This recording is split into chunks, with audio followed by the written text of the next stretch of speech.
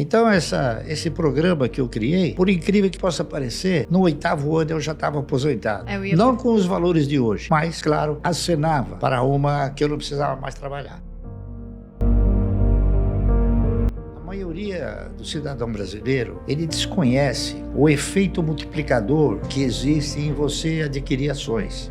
Então ele desconhece a perspectiva de ganho que tem nas ações. Então se ele começa com 30, ele já vai achar que ele está velho demais. Não está. O ganho em ações é uma coisa que ele é imprevisível. Então você sendo bem orientado, não há dúvida nenhuma que você vai ganhar, você vai ser muito melhor beneficiado do que qualquer outra aplicação. E quando você começou a comprar essas primeiras ações, o intuito já era formar uma carteira que um dia seria responsável pela sua aposentadoria, pela sua previdência ou não?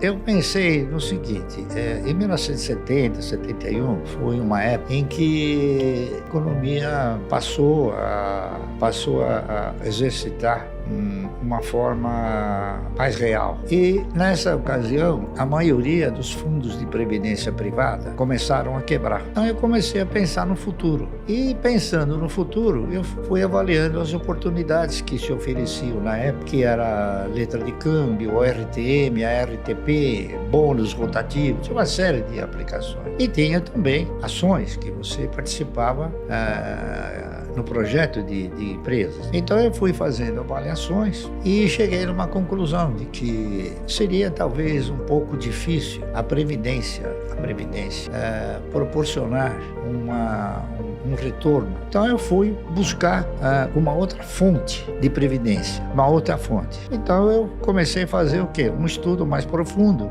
de algumas ações de empresas que pudessem garantir ao longo de um período longo essa condição, a condição de te proporcionar uma renda mensal. Então eu comecei a analisar com bastante profundidade, não é isso? E acabei fazendo o trabalho daquela que eu interpretava ser a empresa que melhor poderia suprir um projeto de 30 anos. Por quê? Porque se você tinha que contribuir 30 anos para a Previdência, eu interpretei o seguinte: por que não comprar 1.000 ações por mês durante 30 anos? Então eu fiz o trabalho, fazendo uma tabela, mostrando primeiro ano, segundo ano, até o 30º ano, o que aconteceu.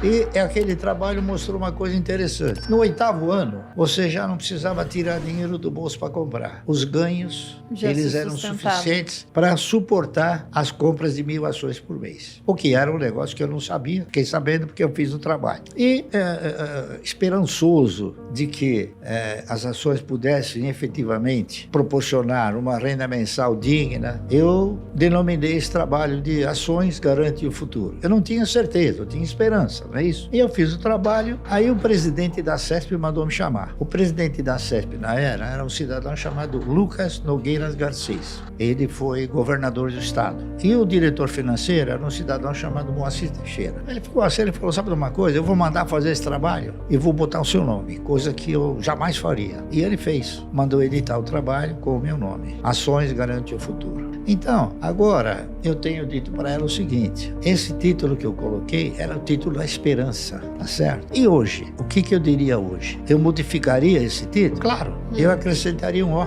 Então, Ações Garante um ótimo futuro. Com certeza, né? Deu certo no final.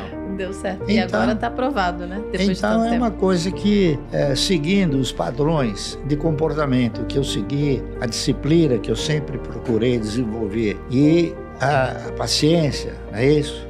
Tudo isso acabou sendo muito importante, porque ações, elas foram feitas para comprar, não para vender. Entendeu? A primeira pergunta que o cidadão faz quando ele quer entrar no mercado, ele fala: e a hora de vender? Falo, mas a ação não é para vender, é para comprar. Talvez nunca tenha hora de vender. Porque, veja bem, é um contrassenso você imaginar que você vai formatar uma carteira de renda mensal, comprar as ações para que essa carteira possa sustentar uma renda mensal. Se você quer uma renda mensal, por que você vai vender? Senão você elimina a possibilidade de uma renda mensal. Você está vendendo a vaca leiteira, né? Tá querendo simplesmente viver da picanha, então e não do leite. Então é isso aí. Então, isso aí não é eu não sou nem um sábio. Ao contrário, eu sou um estudioso. Isso sim. E isso fez com que as coisas evoluíssem. Então, esse programa que eu criei, por incrível que possa parecer, no 8º ano eu já estava aposentado. Não com os valores de hoje, mas, claro, já acenava para uma que eu não precisava mais trabalhar.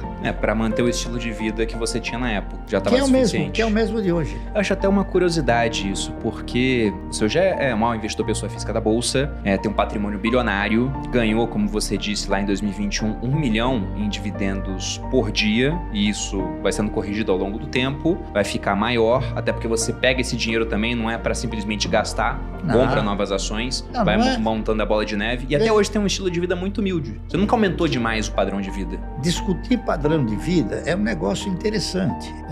Por exemplo, você tem aqueles que são escravos do ego, e são aqueles que controlam os egos. Eu controlo os egos, não sou escravo do ego. Então, aquele que é escravo do ego, ele, por exemplo, ele compra fogos de 100 mil reais, ele queima o dinheiro, eu não queimo.